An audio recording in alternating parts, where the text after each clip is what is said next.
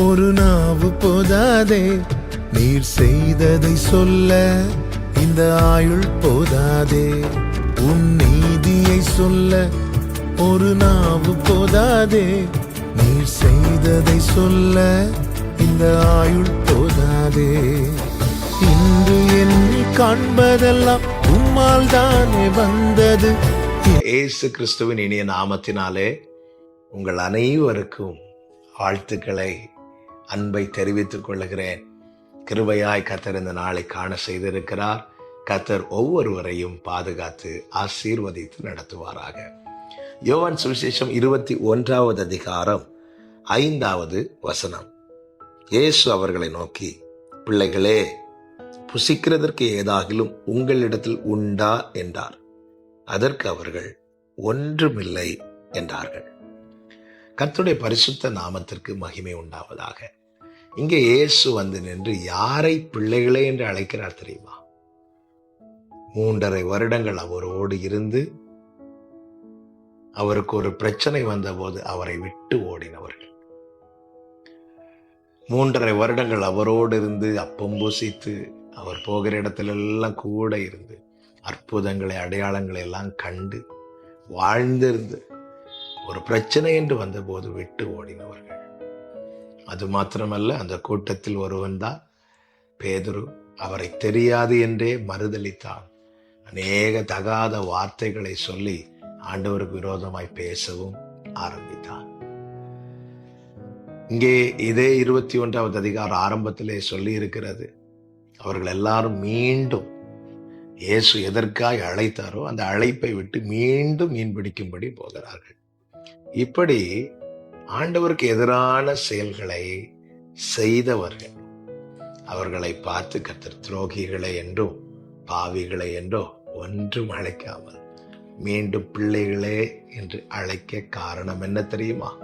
காரணம் ஒன்றுதான், அவர்கள் மேல் அவர் வைத்த நேசம் மாறவில்லை. பிரியமான கர்த்தருடைய பிள்ளைகளே, நாம தான் ஆண்டவர் மேல வைத்திருக்கிற நேசத்தை, பிரியத்தை எல்லாவற்றையும் மாற்றுகிறோம். ஒரு நாள்ல ரொம்ப யோவானை போல மார்பில் சாய்ந்திருக்கிறவர்களா இருக்கிறோம். இன்னொரு நாள்ல யூதாசை போல வேறொரு இடத்துல ஐக்கியம் கொண்டு கர்த்தருக்கு எதிரான காரியங்களை செயல்படுகிறோம். இயேசு கிறிஸ்து எப்படி நேற்றும் இன்றும் என்றும் மாறாதவராய் இருக்கிறாரோ அப்படி அவர் நம்மேல் வைத்த அன்பு மாறாதது. இதை உண்மையாய் நாம் புரிந்து கொள்வோமானால் அவரை ஒரு விதத்திலும் வேதனைப்படுத்தக்கூடாது என்கிற உணர்வோடு வாழ நாம் நம்மை ஒப்பு கொடுப்போம். இந்த அன்பை உள்வாங்க வேண்டும், புரிந்து கொள்ள வேண்டும். எவ்வளவு நல்ல தேவன்! என்னிடத்தில் நீ திரும்பு, நான் உன்னை சீர்படுத்துவேன் என்கிறார். ஓசியா தீர்க்கதரிசியை கொண்டு கர்த்தர் எழுதி வைக்கிறார், நான் அவர்கள் சீர்கேட்டை குணமாக்குவேன், நான் அவர்களை மனப்பூர்வமாய் சிநேகிப்பேன். ஆண்டவர் நேசிக்கிறது இருதயத்திலிருந்து. மனித அன்பு என்பது வெளியே மட்டும் காணப்படுகிறது, உள்ளே இருந்து வருகிறது இல்லை. எனவேதான் நாம நன்றாயிருக்கும் போது நம்ம கிட்ட நல்லா இருப்பாங்க. கொஞ்சம் நம்ம இடத்துல அவர்களுக்கு பிரியமில்லாத காரியம் வெளிப்பட்டால் அப்படி பகைப்பார்கள், அவ்வளவு நம்மை வெறுப்பார்கள். ஆனால் ஆண்டவரை பாருங்கள், எவ்வளவாய் நேசிக்கிறார். ஒவ்வொருவரும் உங்க வாழ்க்கையை திரும்பி பாருங்க. நம்முடைய அந்தரங்கம் எல்லாம் அவருக்கு தெரியும். நம்ம நினைக்கிறது எல்லாமே தெரியும். நம்முடைய நினைவின் தோற்றங்களை அறிவாராம். அதாவது நாம நினைக்கிறோமே அது அவருக்கு முன்னாடி பிக்சராகவே தெரியுமா. அவ்வளவு சர்வ வல்லமை உள்ள தேவன். நம்ம என்னெல்லாம் நினைச்சிருக்கிறோம், என்னெல்லாம் பேசியிருக்கிறோம், என்னெல்லாம் செய்திருக்கிறோம். ஆனாலும் அப்பான்னு அவர் சமூகத்துல வரும்போது அவர் இறங்குகிறாரே, அவர் நம்மோடு இடைபடுகிறாரே, வார்த்தைக்காய் காத்திருக்கும் போது பேசுகிறாரே, தளரும் போது ஆண்டவரே ரட்சியும் என்று கூப்பிடும் போது தூக்கி விடுகிறாரே. இதற்கெல்லாம் காரணம் என்னவென்று நினைக்கிறீர்கள்? நம்மேல் தேவன் வைத்த அன்பே. இந்த அன்பை கனப்படுத்துவோம். கனவீனப்படுத்துகிறவர்கள் மீண்டும் அவரை விட்டு விலகி போவார்கள். கனப்படுத்துகிறவர்கள் அவருக்காக வாழ்வார்கள். எனவேதான் பேதுருவனிடத்திலே அதே அதிகாரம் கீழே கேட்கிறார், பேதுருவே, நீ என்னிடத்துல அன்பாய் இருக்கிறாயா? பேதுரு உண்மையாகவே இந்த கேள்வி பேதுருக்கு ரொம்ப வலியை கொடுத்தது. ஆனால் அதன் பிறகு பேதுருவின் வாழ்க்கை நீங்க பார்த்தீங்கன்னா கடைசி வரை இயேசுவுக்காக. பிரியமானவர்கள், இந்த மாறாத அன்பை உண்மையாய் நேசிக்க ஆரம்பிப்போம்.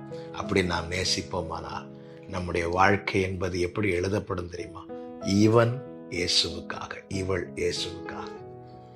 ஆமென். மாறாத அன்பு என் இயேசுவின் அன்பு, மாறாத கிருபை இயேசுவின் கிருபை, மாறாதது மறையாதது இயேசுவின் அன்பு, இயேசுவின் கிருபை. கர்த்தர் ஒவ்வொருவரையும் ஆசீர்வதித்து நடத்துவாராக. ஜெபிக்கலாமா? நல்ல தகப்பனே, உங்க மாறாத நேசத்தை இந்த நாளில் தியானிக்க வைத்தீர். ஆண்டவரே, நீர் மாறாதவராய் இருக்கிறதுனாலதான் இன்னும் கிருபை எங்களை விட்டு விலகலப்பா. இந்த அன்பை நாங்கள் கனப்படுத்துவதின் அடையாளமாய் கடைசி வரை உமக்காய் வாழ கிருபை செய்யும். இயேசு கிறிஸ்துவின் நாமத்தில் பிதாவே, ஆமென், ஆமென்.